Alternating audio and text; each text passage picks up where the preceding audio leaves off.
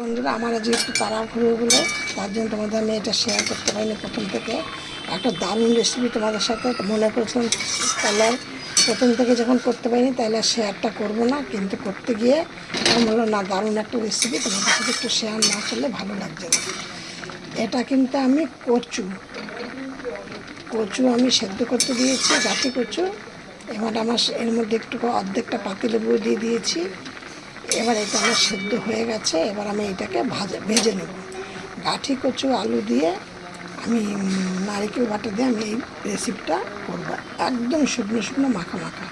এবার কচু আর আলু একসাথে দিয়ে কচুটাকে সেদ্ধ করে নিচ্ছি, যেহেতু সেইটা একসাথে আমি ভাজা করতে দিয়ে দিয়েছি। তার মধ্যে একটু নুন, একটু হলুদ দিয়ে দিলাম, একদম লাল লাল করে ভালো করে ভেজে নেব। এবার আমি এইটাকে চাকা দিয়ে দেবো। এখানে কড়াইতে দিয়ে দিলাম তেল।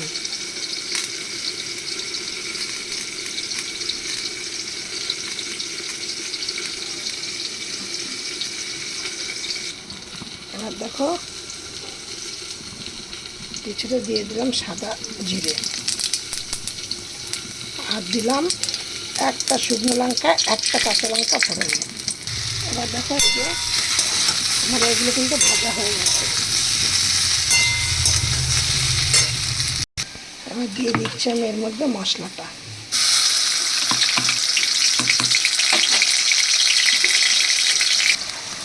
মশলাটা দিয়েছি আদা, জিরে আর লঙ্কা বাটা, আর দিলাম এখন হলুদ, আর কিছুটা দেবো, যেহেতু কাঁচা লঙ্কা দিয়েছি এবার কালারের জন্য দিচ্ছি কিছুটা কাশ্মীর লঙ্কা দেবো, একদম অল্প পরিমাণে দেবো। আর এবার দিচ্ছি কিছুটা চিনি।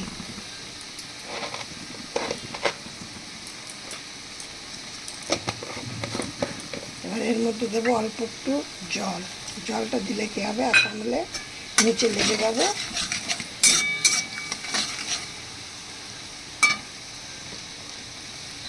এই যে দেখো নারিকেলটা, এই নারিকেলটা হলো সে অনেক সময় ডাব, সে একদম কচি নারিকেল হয় না, ডাবটা খাওয়ার পরে সেইটা পেস্ট করে আমি দিয়ে দিলাম এর মধ্যে।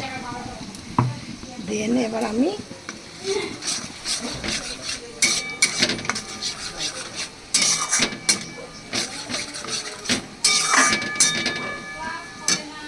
মশলাটা কিন্তু আমার পুরো হয়ে এসছে, একদম তেল ছেড়ে দিয়েছে। এবার আমি এর মধ্যে দিয়ে দেবো এই যে আলু আর কচুটা যে আমি ভেজেছি, এই ভাজাটা আমি এর মধ্যে দিয়ে দেবো।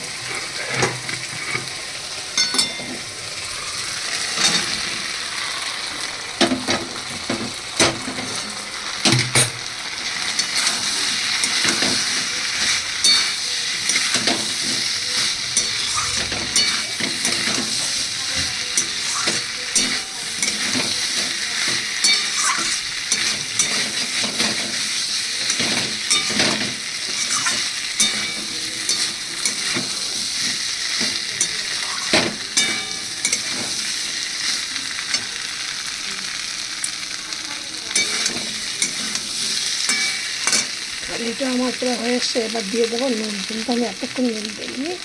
এবার আমি দিয়ে দেবো কিছুটা নুন। দেখো আমার কিন্তু মশলাটা কষানো হয়ে গেছে। এর মধ্যে দিয়ে দিচ্ছি জল। ওটাকেও আমি এখানে গরম করতে দিয়েছি।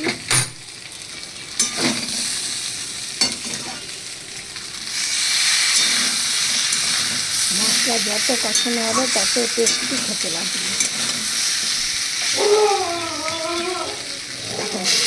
রাস্তাঘাট এই ডগিরা চিল্লাচ্ছে, দেখেছো? আমার আর ভিডিও করার মতো পরিস্থিতি না এখানে। তোমাদের প্রথমেই বলেছি একদম শুকনো শুকনো করবো, আর জল দেবো না। দেখো এইটাই ভালো করে ফুটলেই শুকনো শুকনো হয়ে যাবে।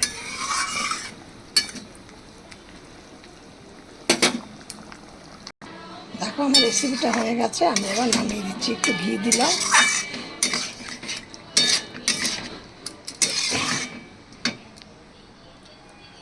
এইভাবে তোমরা বানিয়ে দেখো, দারুণ রেসিপিটা খেতে। আমি চম্পা রেসিপি হাউস থেকে তোমাদের সাথে এই রেসিপিটি শেয়ার করলাম।